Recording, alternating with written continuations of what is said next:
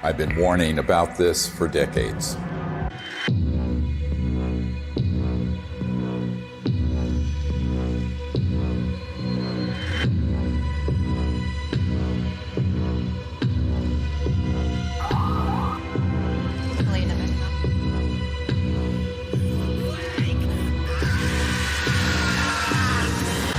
No, not that. This. Speaking of conspiracy theories that actually have truth at the bottom of them, the Corona Relief Bill the President signed last month contains a provision that hasn't gotten a lot of attention. It directs the Director of National Intelligence, in consultation with the Secretary of Defense and the heads of other agencies, to disclose what they know about UFOs within 180 days. So what are they going to tell us? I provided briefings for 4 presidents, foreign heads of state, generals, and a sitting CIA director who later betrayed me. I've seen lives destroyed. William Colby has been missing since April 27th. His canoe was found washed up on the banks of the Wicomico River. Friends murdered. Unthinkable evil unleashed on our planet. All to protect this illegal and immoral secrecy. And nothing I've seen scares me more than this unprecedented moment we are living through. We're in the final hour of an agenda that has been playing out for nearly a century. Centralized monopolies of power in government, the defense industry, and the corporate media are all converging on the same narrative that extraterrestrials are real, they're here, and they're a threat. Those are not weather balloons. Those are clearly autonomous aircraft of some kind that are, as you put it, swarming U.S. military craft. So these are there are 2 options. Under intelligent control. These are craft under intelligent control, and they're flying with impunity, Tucker, within our airspace, and they can outmaneuver, outperform anything that we seem to have. We need to find out who's operating them and also what the intent is. The truth is, we do know who's operating them. Some are indeed extraterrestrial, and they are absolutely not a threat, as you will see. It is, in fact, the secrecy that is an existential threat to life on Earth and beyond, as stated by the first CIA director, Vice Admiral Roscoe Hillenkoetter.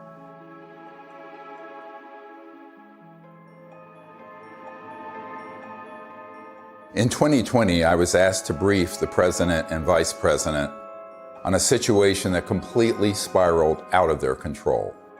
They had been lied to, just as you have been lied to, and we cannot stop what is coming if we don't finally confront the truth.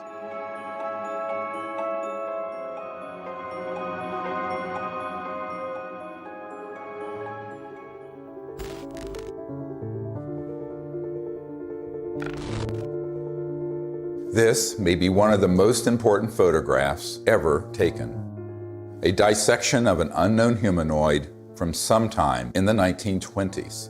It clearly isn't human. I don't call it extraterrestrial for one reason. We don't have the history of that it came out of an interstellar craft. We don't have the genetics on it. And there are a group of doctors who are obviously doing the dissection, and then there are suits, very much look like government officials in the perimeter watching. A woman called me up a few months ago whose mother was a seamstress on the atomic bomb project and built the covering for the bomb that was dropped on Hiroshima and Nagasaki. So she was cleared to the A-bomb project. She was then, of course, moved to the only atomic bomb squadron in the world at Walker Field, which is where Roswell is. At that time, she acquired this photo. How do we know? We tested the paper to establish that it was pre-19 early 50s. And it's a photo of a photograph. And so we do a whole research project on it. We have it analyzed by the top medical archivist in the world, Dr. Burns in Manhattan, who establishes that it is the 1920s. We have the top clothing experts at the Metropolitan Museum of Art determined that those absolutely are from the 20s. So medically, clothing, everything. But if it is what we think it is, it means that there had been targeting and retrieval of extraterrestrial material and beings that are 20, 25 years before Roswell. And that opens another whole chapter. Now, the reason I think that's quite possible, I've had members of my team who've been in the vault and in the classified projects who have seen top secret files going back to the late 1800s and early 1900s dealing with ETs and ET craft and beings. So everyone thinks everything happened at Roswell. No, this goes back longer. Think about that. At least 100 years of UFO secrecy. Do you really think this guy, or this guy,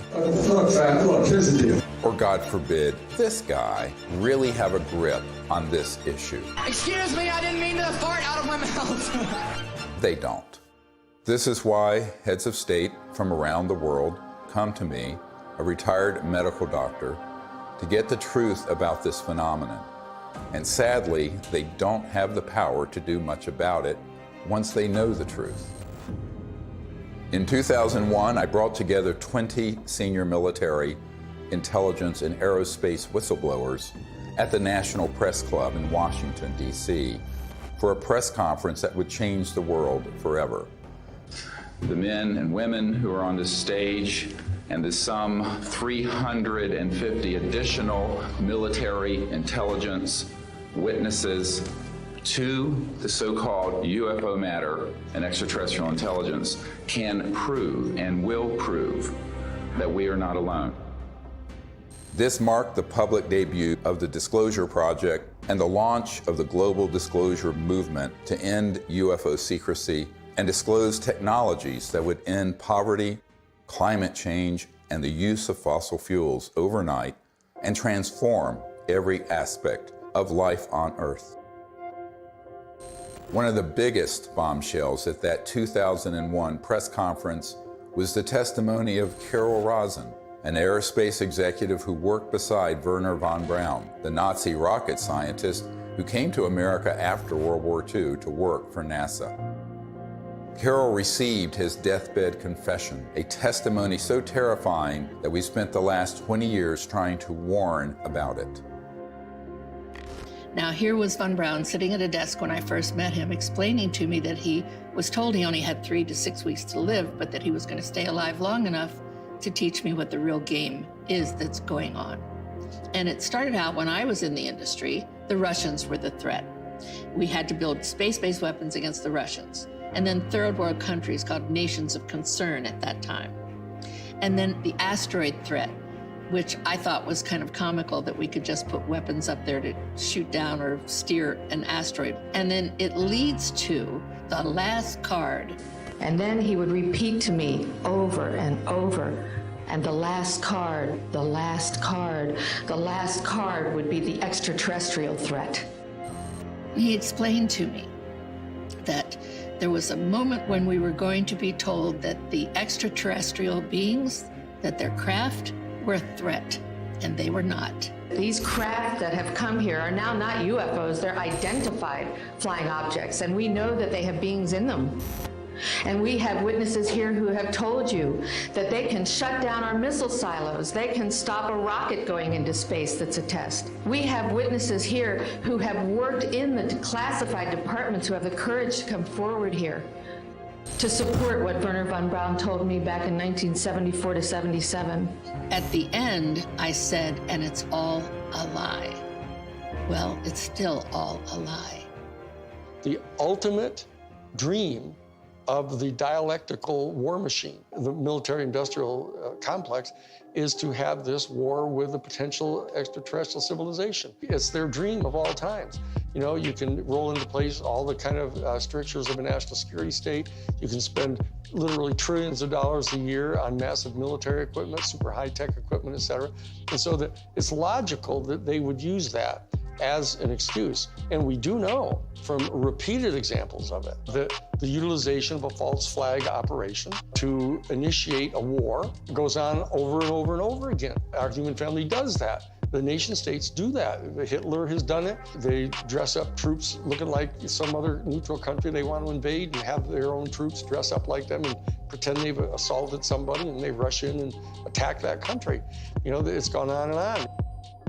Flashback to September 11, 2001. The world is in shock. The American people are paralyzed with fear and grief. Over the next few days, an unprecedented show of solidarity and patriotism. Americans fly their flag from every car and hang them outside their homes. They unify around an overwhelmed president, brought together as one by terror and loss. Few raised an eyebrow as constitutionally protected freedoms disappeared and the war drum beat loud and unopposed. The 9/11 attack set the stage for an invasion agenda that had been pre-planned for years, as General Wesley Clark revealed in a 2007 interview.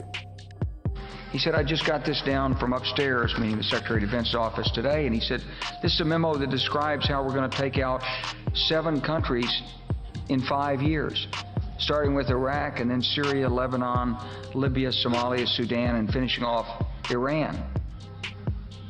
I said, is it classified? He said, yes, sir. I said, well, don't show it to me. When Von Braun talked to me about this faked extraterrestrial, he called it a faked alien invasion that was being planned, I saw on a board a list of countries against whom we were going to build space-based weapons. I called Wesley Clark and he answered the phone. And I said, well, what is it about? And he said, well, I asked that question. What is it about? And the guy at the desk said, I don't know. I said, we're going to war with Iraq. Why? He said, I don't know. In its paper, published in 2000, Rebuilding America's Defenses, the neoconservative think tank Project for the New American Century asserted that only a, quote, new Pearl Harbor would generate the political will for the military and defense policy transformations the group desired. Indeed, these traumatizing events are always planned or hijacked in order to manipulate perception and manufacture consent for military action and the theft of our wealth and liberty. George W. Bush, Dick Cheney, and others had decided to go to war with Iraq long before Colin Powell gave that presentation. I feel like it was the lowest point in my professional and personal life that I had a hand in managing it. But we've come a long way since the 9/11 attacks. That same document that called for a new Pearl Harbor goes on to describe how we need to put weapons in space, and even predicts the creation of the Space Force. For a complete fascist takeover, the men behind the curtain will have to play their final card, a cosmic 9/11. This temptation to generate a false flag attack on the part of some extraterrestrial civilization, you even hear people like Ronald Reagan make reference to it. Perhaps we need some outside universal threat to make us recognize this common bound. I occasionally think how quickly our differences worldwide would vanish if we were facing an alien threat from outside this world. Wouldn't it be clear if we all of a sudden found ourselves being attacked by an extraterrestrial civilization? We'd finally all come together. Wouldn't that be really lovely? Well, it's not really lovely for the industrial state. They don't want to lose their other enemies first. They want to use up all that before they go to that extreme. The last card was the most profound experience I had in my whole life. And I accepted the mission. And until Stephen Greer picked me up and talked me into going to the Disclosure Project, when I had just about given up, that's when I saw that there were other witnesses to what's going on, to the truth, to the facts. When she told me what Wernher von Braun had said, it didn't surprise me, because I had previously met with a number of people in the defense industry and in the intelligence community who had already told me that there was such a plan and that it could be actuated at any moment. And that was one of the long-term agendas, was keep the technologies away so we can maintain our industrial base of fossil fuel and all this. When we're ready to pull the trigger on releasing this information, spin it in the direction that benefits the foxes guarding the henhouse, the people holding these secrets. But it was interesting to hear that all the way back in the early 70s that he had been warning her about this. And we know that those systems were developed actually in the late 40s and 50s. Truth seekers who explore the wonders of the ET phenomenon walk an extremely dangerous path. Most get sucked into the gravitational pull of the black hole of disinformation, where lies about the UFO cover-up and about ETs themselves poison the minds of even the smartest and most well-intentioned investigators. These lies include ETs are demons. It's all interdimensional, not extraterrestrial. We don't have man-made UFOs. Aliens are abducting people. And the worst one of all, aliens are a threat. Therefore, we need to build weapons in space. If we cannot commit to no weapons in space, to no war in space, then we're going to continue to have wars on Earth, and we're going to continue at the accelerated pace that we're in right now towards our own human extinction. One of the difficult things of the last 6 months was that I learned that the same group that had been feeding false information to the public through TTSA had their counterparts that had been going into the president's office providing some information, but a lot of disinformation. So the way really good counterintelligence works, or disinformation works, is that at the core of it, there's some truth. So they'd say, okay, the aliens are here, and here's some evidence, but they're a threat to the national security, and we need to have the Space Force. Wow, Space Force. And they get into this thing called the White House and the national security state, and they're completely at the mercy of the people who are going to brief them, and the ones who are assigned and cleared to talk about this issue, by definition, have been in those clandestine operations. I did a video brief for the president, vice president, and also for President Putin. That the problem is, by the time I had good access, they had already been, unfortunately, quite brainwashed on this, had already taken policy steps that included the Space Force creation and what have you, and then we were running up against the election. One thing is clear, is that the normal constitutional channels that you would think would be in control of that aren't. Presidents that aren't briefed in on this, heads of the Defense Intelligence Agency come in who aren't briefed, and I'm convinced they're not. From talking to them, it's clear they don't know what's going on there. So there's some other structure. I happen to be persuaded by the evidence that immediately after Roswell, when they recovered a craft and bodies from the UFO vehicle, that the Truman administration set up a body that was outside of the normal constitutional framework of our United States government. And it was made up of major elite people that they view as the real power elite. A shadowy government with its own Air Force, its own Navy, its own fundraising mechanism, and the ability to pursue its own ideas of the national interest, free from all checks and balances, and free from the law itself. It's sort of a shadow government within the government, not just in the United States, but all around the world. And the kind of power they have, both financially, technologically, and the means of projecting power militarily, is much greater than anything that the conventional military or the conventional government or the President of the United States has. Eisenhower knew it, and by the time he left office was very upset about it. In the councils of government, we must guard against the acquisition of unwarranted influence, whether sought or unsought, by the military-industrial complex.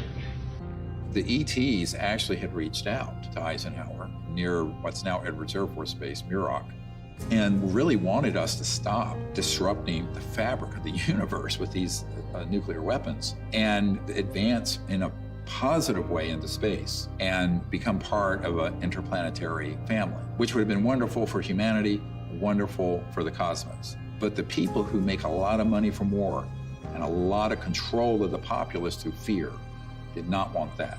So they circled their limousines and sort of moved aside the good people who would have been arguing for that. And that included Eisenhower. We must also be alert to the equal and opposite danger that public policy could itself become the captive of a scientific, technological elite. The fascist element that is owning most of the stock in the major corporations, especially the oil corporations and the natural gas corporations and the pharmaceutical industry, the railroads, the shipping lines. Virtually all these people are fascists, all during the robber baron era. That's what they did. They laid claim to those areas of our American economy, and they've never relinquished them. Those families and those interests became the foundation of the post-World War II military and intelligence and industrialists. They knew that after we had detonated the atomic bomb, there were ET crafts seen all over, wherever we were doing experimentation or storage or launches or anything, or even research and development. The ETs were very concerned about that for reasons we'll get into. So the military-industrial complex, as Eisenhower called it, became very powerful and developed clandestine, covert, unacknowledged special access projects that eventually moved the president out of the way and pushed Eisenhower outside the inner circle. I tell people that that was the era when the presidency was decapitated. Fascism isn't, somebody wearing, a monocle and 6-league boots with a saber scar, and all that stuff, and strutting around in Nazi uniforms. A fascist is a person who believes that the best way to develop the economic resources of the planet and to distribute them among people is to get a hold of them and have exclusive privileged access to these strategic raw materials, and have the corporations that have access to these strategic raw materials, and to be able to put them through the machinery that they pay for and that they invest in and establishing in producing these products and hiring people. And they believe that that's the best way to have their economy function. And so that the instrumentalities of the state, of the government, are put at the disposal of the private interests of the corporations. And that's exactly what was going on in Germany. The Krupps and the ball bearing factories and the IG Farben corporations, all those big, huge corporations in Germany, they were all privately owned. In fact, they were financed by Brown Brothers Harriman and giving the loans to the post-World War I Germany to build them back up. Andrew Mellon had intimate dealings with Hjalmar Schacht, who was Hitler's private banker. And so did Sullivan and Cromwell. I mean, this is dirty, nasty history. Oh, invest in Nazi Germany. Hitler's a great guy. He's a Republican. Don't worry about it. You'll make lots of money. And then Standard Oil, through straw man in Portugal, all during the war. I mean, business thrives during war. You know that. It's a racket. That whole concept of fascism, and it's a word that gets totally misused because people somehow conflate it with just authoritarianism. But it's a very narrow definition, and it's an accurate definition of what it was that the Central Intelligence Agency was doing, actually promulgating the private interest of the major corporations. And they were putting at the disposal of the interests of those corporations all the instrumentalities of the United States government, most importantly, the military and their intelligence operations and their covert operations. We're keeping the oil. We have the oil. The oil is secure. We left troops behind only for the oil. Because they basically believed that what's good for General Motors is good for America. And it was an entire theory of economic development. And so that they viewed anybody who interfered with that in any way at all as an enemy of the United States. And so that's how the national security state got really established and institutionalized. And so that when they encounter an event like Roswell, where this extraordinary technology crashes, they realize that there's this extraterrestrial civilization that's got this technology that is way beyond anything we've got. Their instantaneous response to that was, let's get it for us. And that we'll have it, and it'll give us this overwhelming advantage over any of our adversaries that are threatening our world dominion, or our, what they call full spectrum dominance, was their actual term that they used. My granddad and I, when we were talking, I'll never forget it. He said, he was talking about Patton. And of course, he said, I was in Czechoslovakia with Patton in April of '45. And I thought, oh, that was neat. What did you do? And he's like, well, Patton had to secure a lot of the stuff that the SS had. And I said, oh, that's interesting. And they said, well, we went into this warehouse and there were all these exotic, jet aircraft, rocket engines, parts of the V-2 and maybe a V-3, I don't know. I said, oh, that's interesting. He says, I saw a disc-shaped aircraft. I said, oh, is that the one they built that had the BMW jet engines and the Arata ones in a circle, and it didn't really work and everything like that. And he said, no. And that was it. And so they began to take this in, and they started declaring it to be this huge national security state secret, because it was, other than the nuclear bomb, it was the ultimate potential weapon. And so they wanted to be able to use it at their disposal for their private benefit. That fascism and the fascistic proclivities of these big industrialists and very powerful people, they know they really can't control 8 billion people unless they first control their minds and their beliefs and their attitudes. As Nazi war criminal Hermann Göring said at the Nuremberg trial, the people can always be brought to the bidding of the leaders. This is easy. All you have to do is tell them they are being attacked and denounce the pacifists for lack of patriotism and exposing the country to danger. It works the same in any country. The buffoonery of the Third Reich was instructive, and they learned that that kind of behavior wouldn't be effective.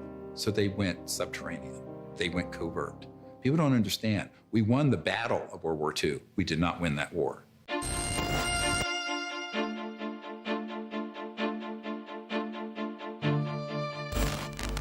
My name is Paula Harris. I'm an international investigative journalist in the area of UFOs. I've been working in this field since 1979. When I was living in Italy, I was reading in a journal that two little boys, they called them Indian boys, had been present at a crash near Socorro, New Mexico. And I was wondering why none of my colleagues ever followed up on that. So when I came to the United States, Destiny had it, that I was able to locate one of the men, Remy Baca. He told me in detail that they had witnessed this crash, these two little boys, in 1945. There was an object that shaped like an avocado. And what interested me most, because I look at the timing, is it was exactly 1 month after we exploded the atomic bomb. And the atomic bomb was July 16th, 1945. 5, 4, 3, 2, 1.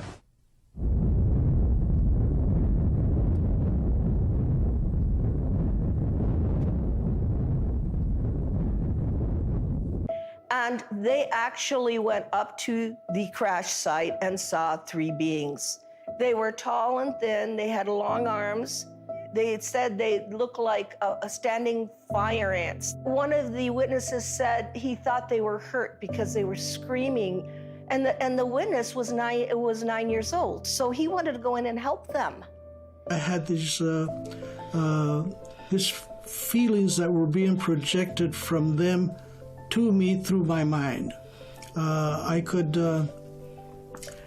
feel what they were feeling: pain, anxiety. They were far away from home. They were lost. They were hurt. And I could feel that. And I could see all kinds of pictures in my mind that to this day I have not been able to figure out what they were. So why it's important is we have 2 witnesses.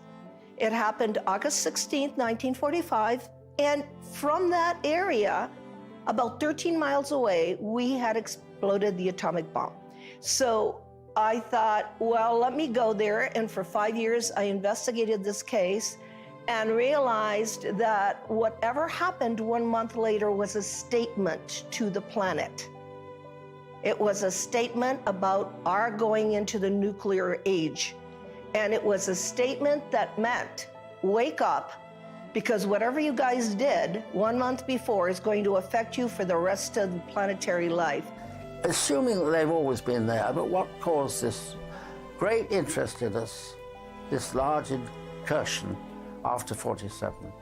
Obviously, yes, the atom bomb. If you accept the multidimensional theory, it's highly likely that we've done a hell of a lot of damage. In somebody else's world, they might have even done more damage there than we did here. We kicked the hornet's nest because we actually were doing more damage in those other dimensions and worlds than we were doing here. Step in the shoes of a generic extraterrestrial who's tied into a civilization that's interstellar capable. And you are observing that in one person's lifespan, 100 years or so, we're going from guns and maybe cannons and a machine gun in World War I to thermonuclear weapons, then into the space age, then these clandestine and covert unacknowledged projects develop weapon systems based on studying extraterrestrial systems, and then beginning to put them on satellites, on aircraft, and on ships, and on land-based systems. So the ETs are sitting back and looking at this in its aggregate, and now we're decades into the solutions for poverty in the environment, decades into the ability to have a new economy that would be just, and also would be a space economy. We could be out in space peacefully. We're decades to when we should have ended the war to end all wars was supposed to be World War I. What have we done? One war after another. Now they want to launch the big one, this final card that Wernher von Braun spoke of, interplanetary war, by hoaxing an alien threat. So these civilizations are really quite appalled, frankly. And at the same time, we're using weapons like atomic and nuclear that disrupt the fabric of the universe, and their worlds are affected. We knew the world would not be the same. Few people laughed. Few people cried. Most people were silent. I remembered the line from the Hindu scripture, the Bhagavad Gita. Now I am become death, the destroyer of worlds. I suppose we all thought that, one way or another. I am death, the destroyer of worlds, plural. Worlds, plurals, not just this planet. So it got to me that Oppenheimer knew right well that they were having UFO visitations, that someone was interested, and I had in my possession already the MJ-12 documents that are on Ryan Wood's website. A letter from Robert Oppenheimer and Einstein addressed to President Truman. It's called Relationships with Celestial Within Our Bodies. When you say relationships with celestial bodies, and you are calling whoever was over that area cultures, you're not really talking about any kind of hostility. What you're talking about is more integration. So that whole document said, what do we do with this problem? Do we communicate with them and treat them like they're another country? And if so, the United Nations is not capable of handling this. In the document, it says we need to create a supra-United Nations. These are the words of Einstein and Oppenheimer. Who can deal with this problem? The ETs have done a number of things when we go too far, where they stop it. Now, they don't do anything hostile or violent back. They've made it quite clear through very explicit events where the ETs do not want humans going out there with guns blazing. A couple of nuclear weapons sent into space were destroyed by the extraterrestrials. The one incident, for example, was they actually photographed the UFO following the missile as it climbed into space and shining a beam on it, which neutralized the missile. And that is their major concern, is to preserve the integrity of the Earth, because it affects their own system. The very end of the 70s and the early 80s, we attempted to put a nuclear weapon on the moon and explode it for scientific measurements and other things, which was not acceptable to the extraterrestrials. And what happened? They destroyed the weapon before it got to the moon. The idea of any explosion in space by any Earth government was not acceptable to the extraterrestrials, and that has been demonstrated over and over. And what's the consequence? How is that demonstrated?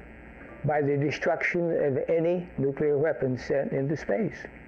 If they were hostile, they would have just eliminated all that testing. They don't. I find out that is not the way they operate. They warn. They say, what the heck are you doing to your beautiful planet? And you have a choice. We have a choice. We can listen, or we can let it happen.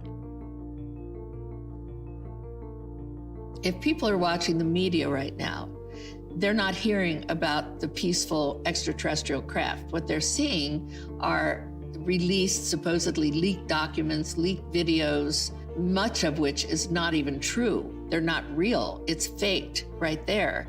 And it's being presented in a format that is to cause fear, to make us see the crafts and the beings as enemies. There's no question whatsoever that the elite that are in charge of the national security state infrastructure, both the official infrastructure and the unofficial infrastructure, are in fact not only fascistic in their economic vision, but they're racist. So I'm telling you, when you see the documentation that goes on inside the Third Reich, in the courses that they were teaching at the thing called the Ordensbergen. The Ordensbergen was this series of 4 castles where they trained the SS people, and you get access to their documents where they're talking about this eugenics and everything. Why is it that they hate the Jewish people the way they do? And people don't have any idea. People got some weird, distant ideas about this, mainly because we allied so closely with the fascists, even immediately after World War II, that they suppressed all of this information about them. And so people don't really know the details of what their thinking was. But the bottom line is that this issue of racism runs extremely profoundly deep in this elite, white, male, Caucasian elite that owns most of the stock and shares of the major corporations and are the promulgators of this fascist ideology, right?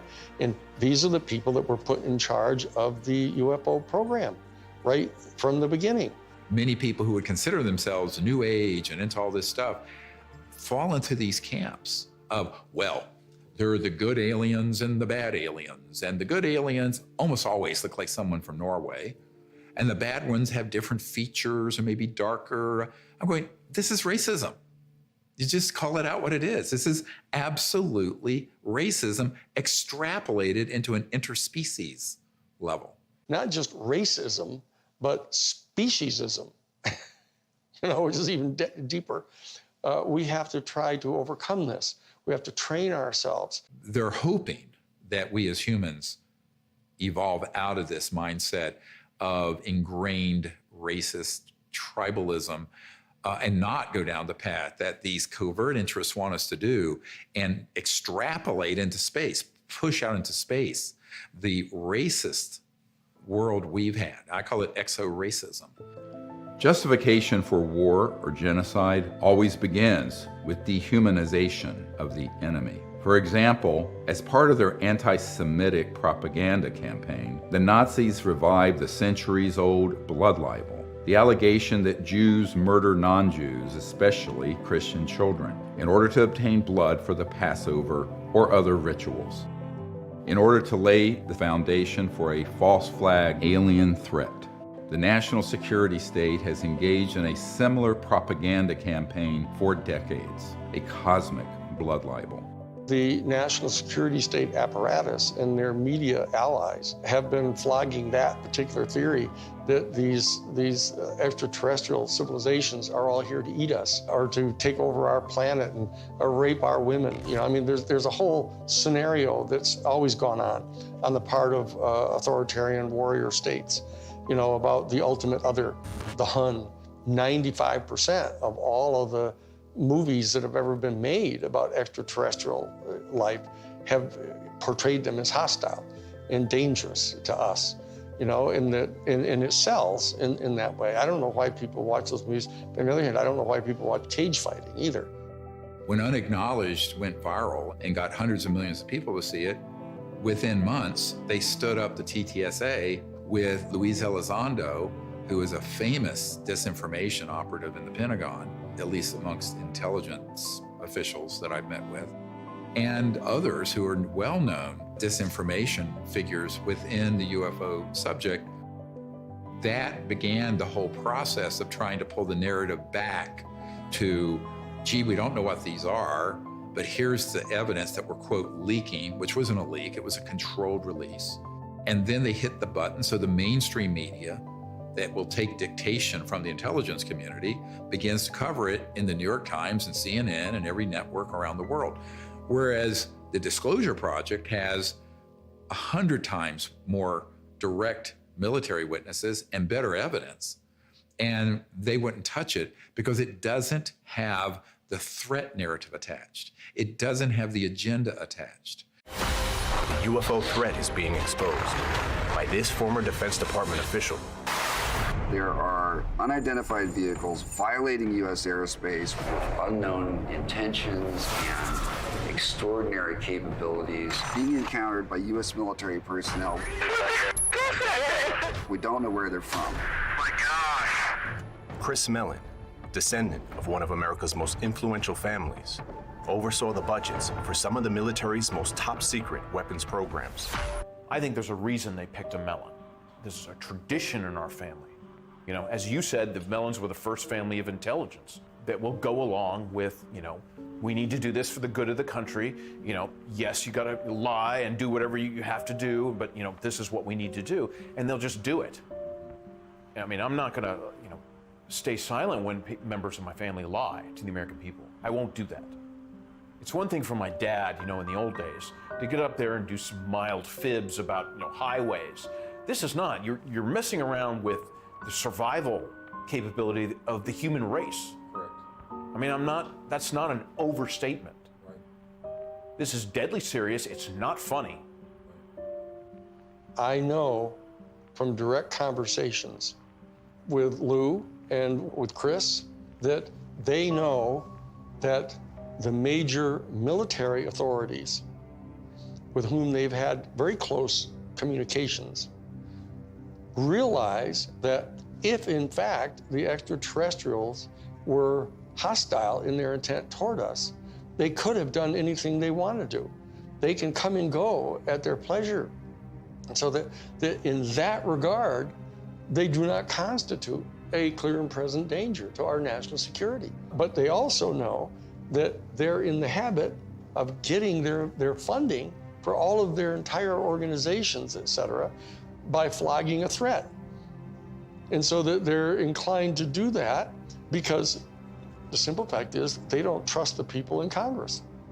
They think the people in Congress are so Pavlovian in that they, in fact, distrust their constituency so much that they have to scare them. And so they say, well, if we're going to be able to justify having hearings about the UFO issue, we're going to have to tell our people that, you know, oh, they're a potential threat to us. And so therefore, they're conning their own constituents. And then they are getting conned by the military-industrial complex because they don't trust them either. And this is a question of integrity. That as long as people are not trusting each other and they're conning each other, you know, this is dangerous. This is how wars start. This is how people lose control of the narrative of what's going on here. Those of us in the CE5 community, et cetera, need to establish some kind of level of discourse with Lou Elizondo and with Chris Mellon. All they have to do is know that we're obviously sophisticated enough to know that what they're saying publicly, they know isn't true. We have to be able to establish diplomatic relations with our own people if we're going to establish diplomatic relations with an entire extraterrestrial civilization. And so that we can't just degenerate into the same kind of low consciousness bullshit, you know, that we're afraid of. The facts about UFOs are so much stranger than the lies that you discredit yourself simply by telling the truth, especially when it comes to so-called alien abductions. Perhaps the most devastating aspect of the cosmic blood libel is the hoaxing of alien abductions by humans in order to create a culture of fear towards extraterrestrials. Dozens of insiders have confessed this secret to me, but it wasn't until 2016 that I was able to get one of them to say so on camera. We did do that, yes. OSI did that. There was a special group out of the 7602nd Air Intel Wing at Fort Belvoir that came out and did that. They had these people that had maybe some sort of defects, anatomical defects that were brought in to fool people into thinking they're aliens. Yeah, I can't give you any specifics because it's still, the program is still classified, and they're probably still doing it. I wouldn't doubt it. They were still doing it. These civilians got onto the base and got into something, and they saw something they weren't supposed to see, and this group came out and went into their home and scared the dickens out of them and staged an alien event. Exactly. We have these technologies. They are being used in false flag operations where they hoax events. And the purpose for all of that is a sort of psychological warfare, as it says in the CIA document I have, the director of the CIA saying the UFO subject is very valuable for psychological warfare potential. And that is a very interesting thing to be written in 1953, right? And what does that really mean? Well, it means that the long-term defense strategy from the late 40s and 50s forward was informed by eventually using this last card to consolidate sort of a global totalitarian military control of the population. Could it be manipulated purposely by people who have the technology to simulate UFO sightings? And people say, well, of course not. Who would do a thing like that? Well, I would remind you that during the Watergate investigation, it was discovered that there was a plan originated in the White House to surface a submarine off the coast of Cuba and paint the second coming of Christ over the island of Cuba using holograms. Which is well within our technology today. The idea was that since there is a large Catholic population in Cuba, they would be so upset by this vision that this would saturate the communication channels, the telephone system in Cuba, long enough for an invasion to take place. How interesting. I never heard of that. Well, I think that's a classic in psychological warfare, but that kind of manipulation is well understood. And I have personally investigated several apparently genuine UFO cases where there was, in fact, manipulation. My conclusion, the conclusion of scientists working with me, was that there was, in fact, a manipulation taking place and that it was not a hoax on the part of the witnesses, but a hoax on the part of somebody much better organized than them.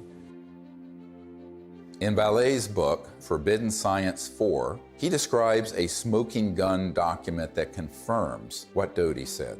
In an entry dated Thursday, 26th of March, 1992, Vallee writes, "I have secured a document confirming that the CIA simulated UFO abductions in Latin America as psychological warfare experiments. We reached out to Dr. Vallee and asked him if we could publish the document in this film. He refused and tried to blame the producers of this film for his decision to not release it. Unfortunately, others in the UFO research community have similar evidence of this cosmic false flag, but are afraid to come forward publicly.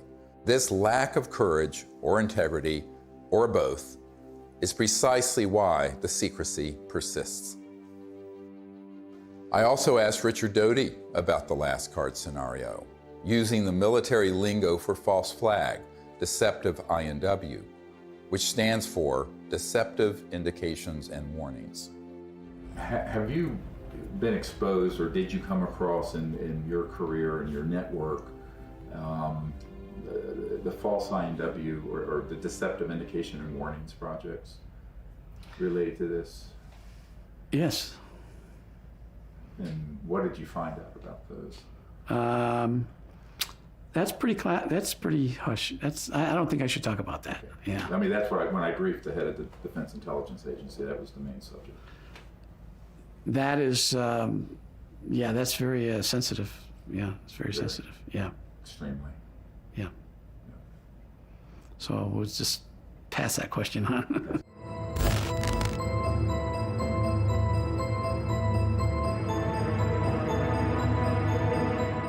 Colonel Corso was given the job by General Trudeau for the Army in research and development of foreign technology. But the foreign technology is really foreign. I mean, it's so foreign, it's out of this world.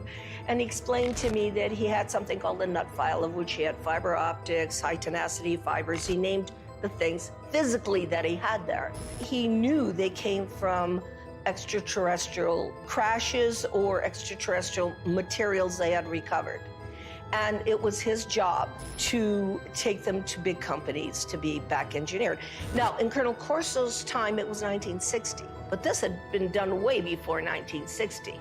These were extraterrestrial artifacts that had to go into industry. So for the first time in my naive years of research, I realized why the secret was secret.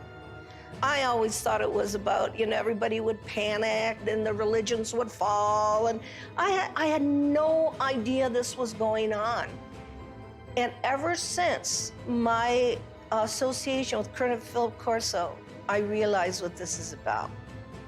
What this is about is the toys, the artifacts.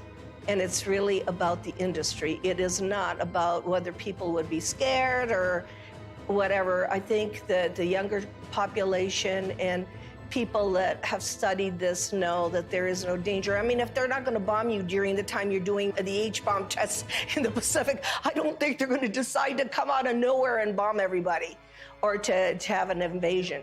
There are too many times where we could have had an intervention that was hostile, and we never have, and we're the enemy. Hey, John, happy birthday. There's no way that I can, sugarcoat this. I was talking to a gentleman about the UAP report, and he contends the Pentagon has alien bodies and crafts. So I just wanted to run this past you. Does DOD have these things, and if so, where? Jeff, the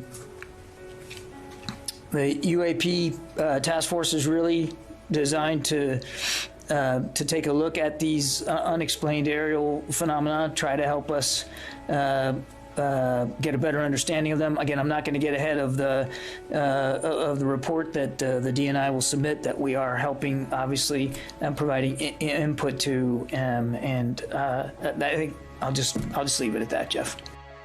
This exchange would have been unthinkable even a few months ago. And notice that he didn't deny it. There are three major lies of the current false flag disclosure of UFOs in the media. Number one, we do not know what UFOs are. Lie. Number two, the U.S. military does not have any aircraft that can perform in the way these UFOs maneuver. Lie. Number three, they are a threat to national security. Lie.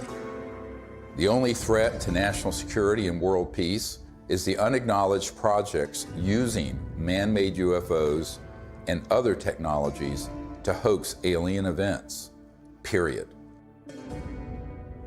And yet, we are inundated with messages about the threat to national security posed by UFOs.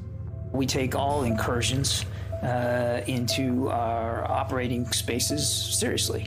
So, I mean, like everybody else here at the Defense Department, certainly we are taking the entire matter seriously as it regarding the potential for safety concerns. One of the most brilliantly subtle disinformation techniques currently being deployed against the people of Earth is this air of phony agnosticism that has been generated surrounding this issue. Do you believe that they sincerely don't know what these things are and where they don't? We have the best military on planet Earth, the greatest intelligence agencies. These are true unknowns, and they were swarming our military arsenals. They're seen over nuclear facilities. This is documented. We need to find out who is operating these vehicles. There's a certain studied agnosticism that the media is allowing to come out through these ufologists. For example, Nick Pope. I mean, we are under siege. It's like there's a war of nerves going on. And if this was drones belonging to a foreign adversary, there would be an absolute outcry. And yet, the situation we're in, that we don't know what these things are, and they might even be extraterrestrial, that's worse. So I agree with Luis Elizondo on this. This is a potential catastrophic failure of intelligence. The same thing with people like Chris Mellon, whether he's been paid or not. he will get up there and say, well, we don't know what these are, we need to study them. There's a vital national security issue, which is that our sovereignty is being violated by vehicles of unknown origin. Chris and I have met, we've talked about all this stuff. I think the TTSA program was a little goofy with Tom DeLonge. This is a mechanism to change the way the government acts. You're going to see us dealing with the Senate, us meeting with the intelligence services of other governments, and everyone is coming out of the woodwork and saying, this is real, we got to do something about it, and it very well could be a threat, but we can't put our head in the sand. Former Blink-182 frontman Tom DeLonge launched To the Stars Academy, or TTSA, supposedly to bring scientists and whistleblowers together to advance the disclosure of UFOs.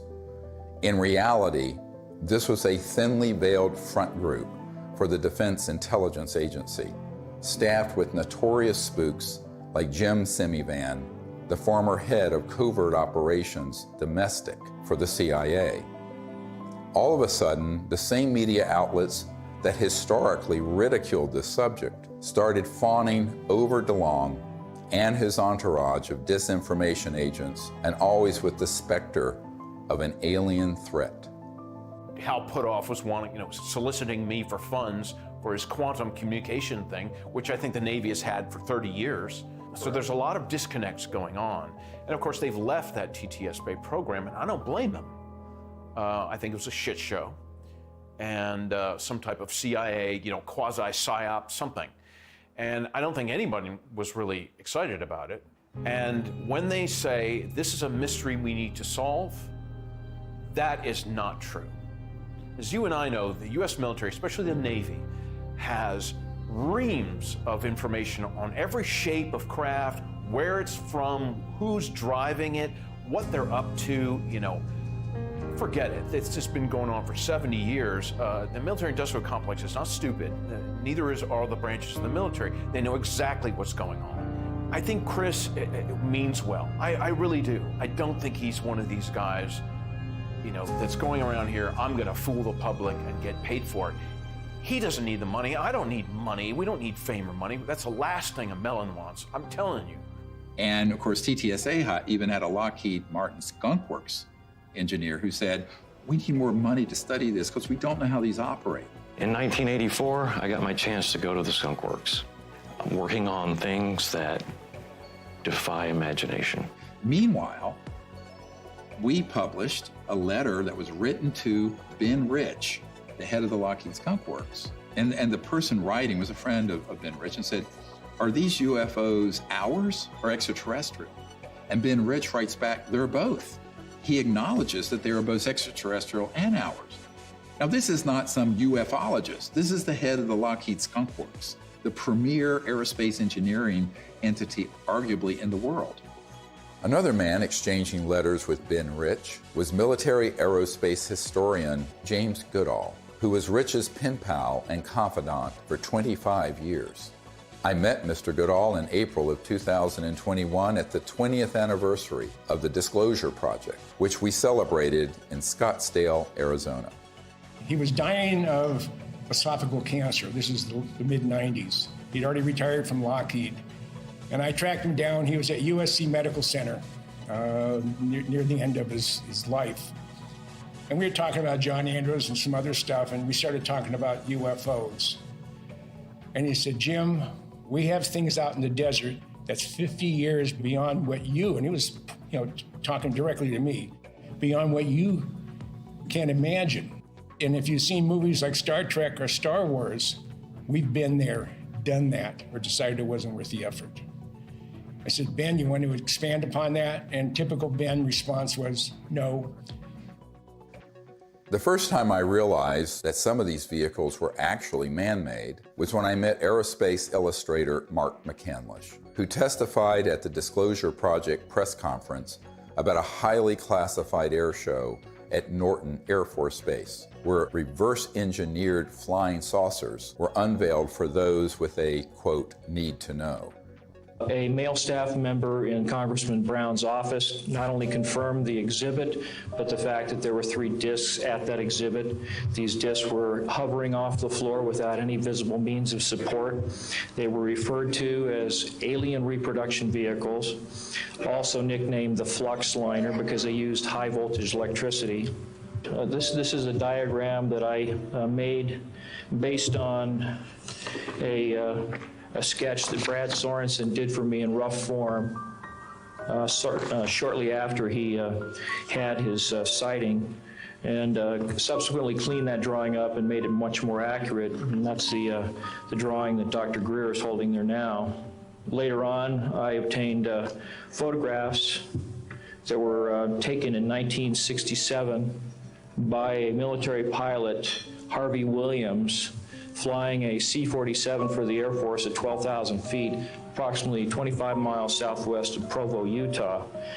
This particular vehicle matches the so-called ARV in all proportions and respects in terms of the detail of the shape of the craft. News articles from the 1950s describe how we were on the cusp of unlocking the secrets of gravity, which would unleash a technological revolution. But suddenly the article stopped without explanation. This is the point where we cracked anti-gravity technologies and it went totally covert. And this Tic Tac, the word is, it's Lockheed Martin. It's the successor to the TR-3G Black Triangle model. Elizondo just will talk the bark off a tree. He goes in circles. He's a great counterintelligence guy. I'd love to get into a debate with him, but of course that's never going to happen. Well, this is a document that was obtained through the Freedom of Information Act, and it demonstrates quite clearly that we have had issues with these, if you will, these UAPs or UFOs in the vernacular for at least 70 years, at least since 1950, probably earlier. And this is official U.S. government correspondence. This isn't some eyewitness report from a civilian. This is official government documentation from military personnel to very senior military brass. And what it says is very quite compelling that, look, we've had a lot of military and intelligence eyewitnesses, to include special agents and scientists, and all of them are seeing these things. And more importantly, the frequency has occurred on a regular and continuing basis over sensitive U.S. military facilities. And this has been occurring, Tucker, again, since 1950. The U.S. government has finally admitted that this is not some sort of secret U.S. technology. Quite the contrary. Over the years, dozens of defense and aerospace industry insiders have briefed me on what they were really working on at places like the Lockheed Skunk Works, going back to the 1940s and 50s. Many of these man-made aircraft have been spotted by thousands of eyewitnesses and become part of the UFO lore, indistinguishable from actual ET craft. These rogue, covert operations within the military-industrial complex stage thousands of sightings, abductions, mutilations, and disturbing encounters with our public-facing military, knowing these incidents will be mistaken for ET craft. This confusion between what is extraterrestrial and what is man-made is essential for pulling off a false flag that would be blamed on aliens. This is from 1983, Hudson Valley, very famous cases, many witnesses to these transformer-sounding objects, and underneath, when they were close, you can see superstructure and tubes and other things. That is not extraterrestrial. Now, have there been extraterrestrial vehicles of boomerang and other shapes? Yes. But where do you think they get the idea? And also, how else do you create a false flag? You have to create structures that would be believably not aerodynamic. Some of them are kind of hybrids. They'll have some conventional propulsion as well as electrogravitic, and they all have structural, superstructure components that are clearly a man-made machine, not an interstellar vehicle. This is 1989 in Belgium, that you can see all the tubes and structures underneath. Again, this is global. These are also well-known platforms. You can basically, once you get your lifter system in place that causes mass cancellation, you can create any kind of air structure around it. And it doesn't matter if it's aerodynamic or not, because the way it moves, it moves, let's say, the molecules of air around it, so it's basically moving an electromagnetic field effect, so there's no resistance and there is no sonic boom. That's man-made. We've had it for decades. This one is great because it has, if you look at the underside, there are the girders and the structures, and the people under it could see that and could see the light in the center and the three on the end. That is man-made. There are extraterrestrial vehicles that are triangular and that are saucer-shaped and that are other weird shapes. So to make things complicated here, how are you going to know? Well, you got to be close enough to it to see. And if you can't see the superstructure detail, you're not going to know whether it's extraterrestrial or not. This is from Southern Illinois in 2000. They went from animal mutilations being staged by clandestine human organizations to these were doing human vivisections and killing humans. But of course, they wanted everyone to believe the aliens were doing vivisections on people. No, it wasn't. Which ones are man-made and which ones are extraterrestrial beings? Dr. Greer is figuring this out. We've got to listen to this information. These are facts. This is not rhetoric. And then we've got to be able to apply it. We're taught to be afraid. We're taught to fear. We're taught to fear extraterrestrial beings. Really? Get over it. Meanwhile, you have people who would purport to be experts in UFOs going on Fox News and other news outlets saying, we don't really know what these are. It's a big mystery. They've lied by omission, and when they say it's a mystery, that's a lie. Okay, I'm sorry, but that, I'm not on board with that. And that, But they have to know that's a lie. Right. So they do, and I think, it's obvious. So, that's why I'm giving this interview with you today. I mean, I've had enough of that. I had enough with my dad. Was he a liaison to Majestic 12 as a magic member? Probably. He probably had 2 pages of the UFO file. Don't worry about the rest of it. Just 2 pages are all you need. Okay, yes, sir. And Chris is going, yes, sir, too. So those people are very studied agnostics who act like we don't know, we don't know, we don't know. And that's why they're given an audience.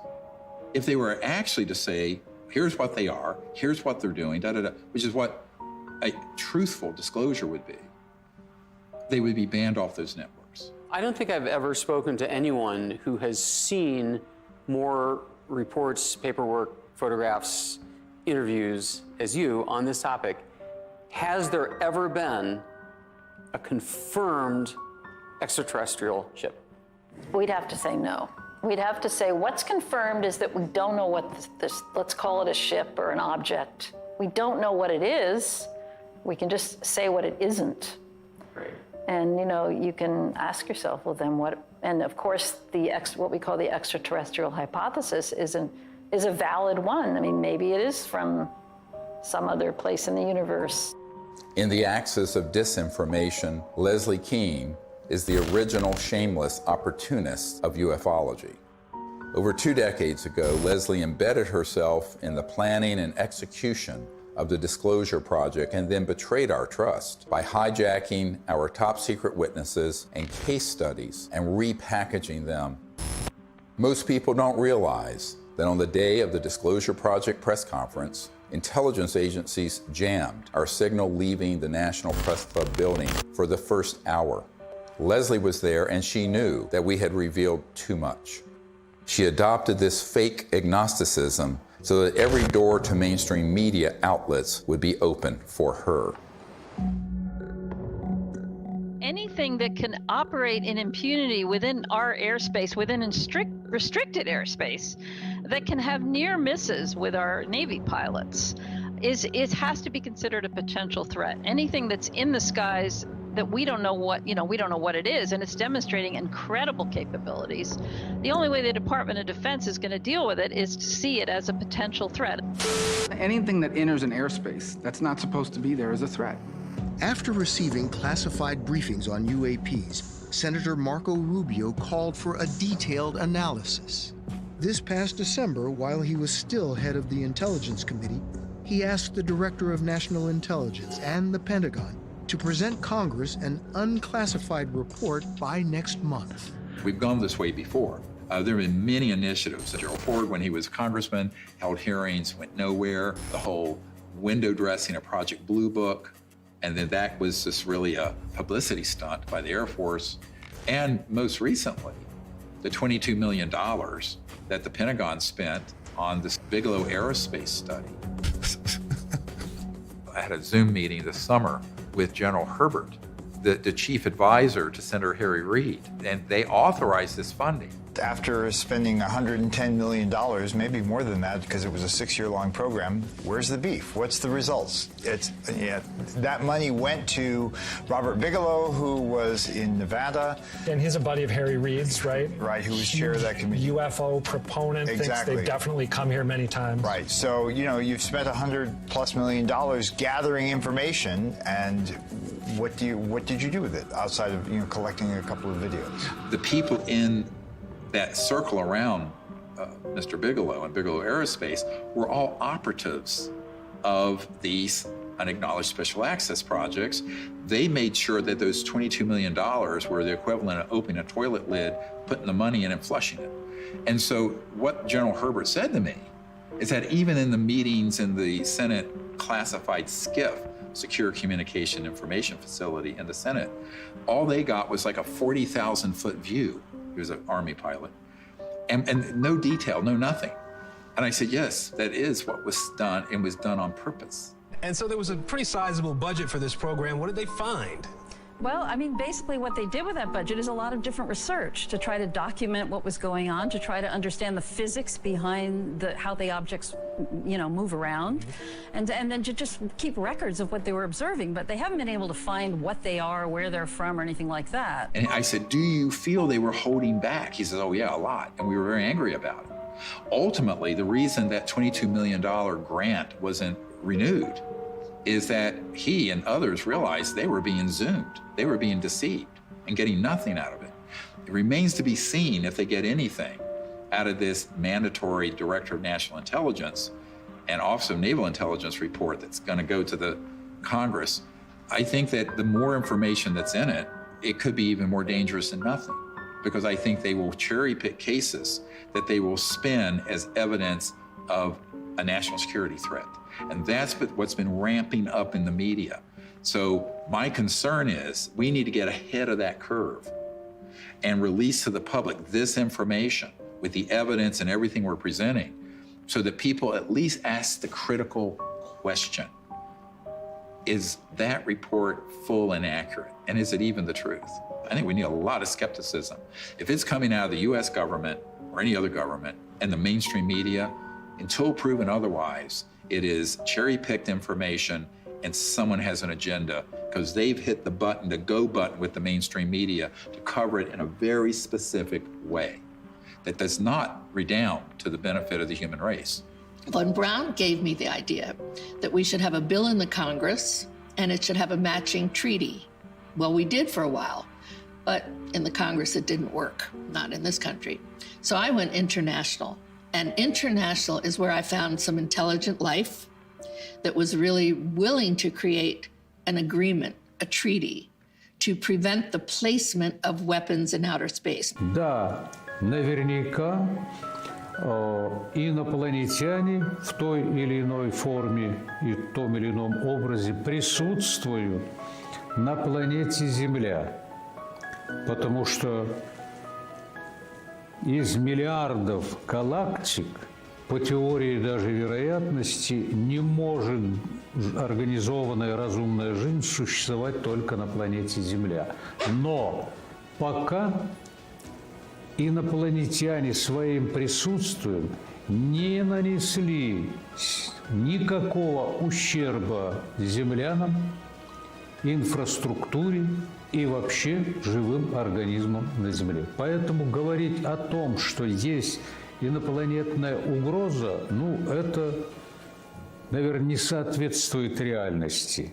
The beauty of having these Russian generals come forward and say this is that we've had a lot of, like Colonel Corso and others, come forward with evidence. Now we have these senior people in Russia And we need more countries to do this, where they unshackle their leaders who know the truth of this and speak the truth to the world community. Now, if you listen to a lot of people, you hear, there are already weapons in space, blah, blah, blah. But the fact is, if anyone reads this treaty, which is hard to get them to do, it's on peaceandspace.com, then you will start to see, and it does tap people, along with the treaty, CE5 events where people can actually have an experience. What more do we need? Well, if you're listening to the scientific method that's been taught to most of us, there's no evidence, we're still looking for it. That is ridiculous. What about the people like me, like Dr. Greer, like 900 other witnesses? What about them telling the truth, risking their lives? The courage that it takes to do this, I haven't had it until now. There is another path, just outside the gravitational pull of that black hole of disinformation. It's the path I've spent my whole life fighting for and protecting. It's the path that leads to enlightenment, world peace, and the realization of technology so advanced that to us, they would seem magical. This is the path of truthful disclosure and peaceful relations with our brothers and sisters from the stars. CE5, or Close Encounters of the Fifth Kind, is a set of protocols I developed to initiate peaceful contact with interstellar civilizations. It's easy enough for anyone to do, and will absolutely transform your life. Millions of people are learning how to do CE5 by connecting with local CE5 groups or by downloading guided meditations in the CE5 Contact app.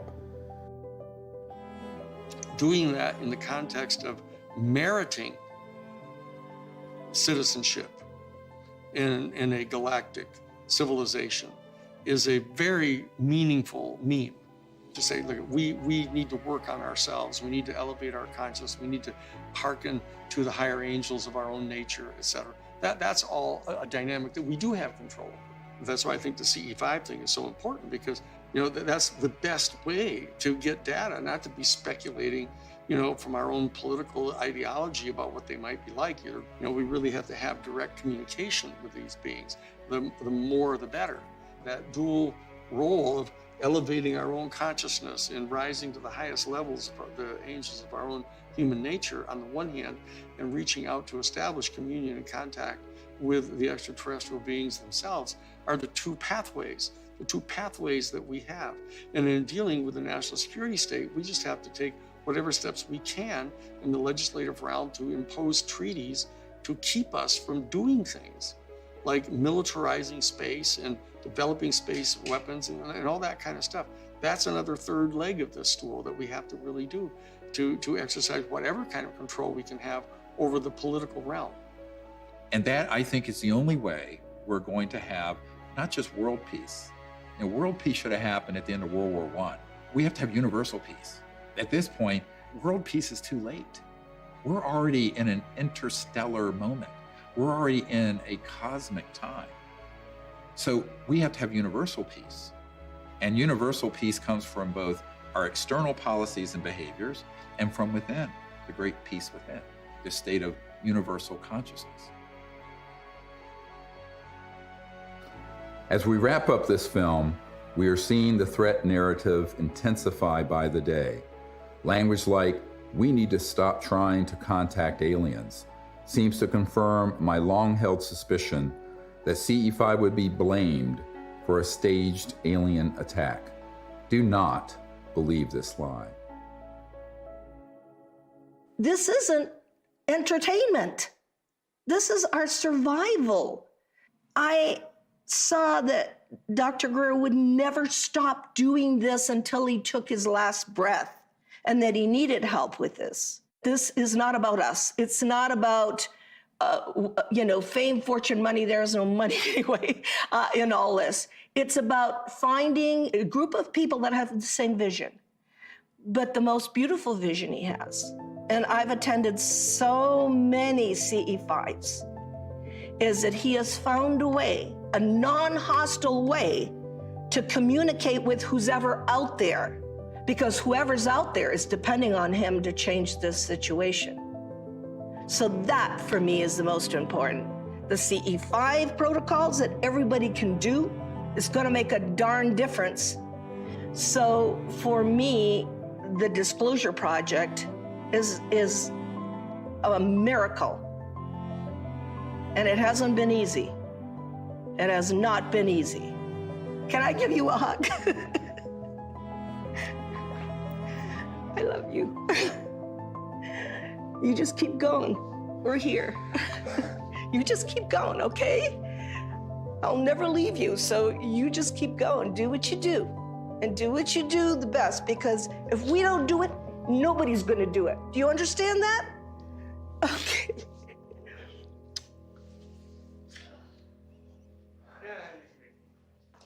No, okay, can I go outside and get some sun?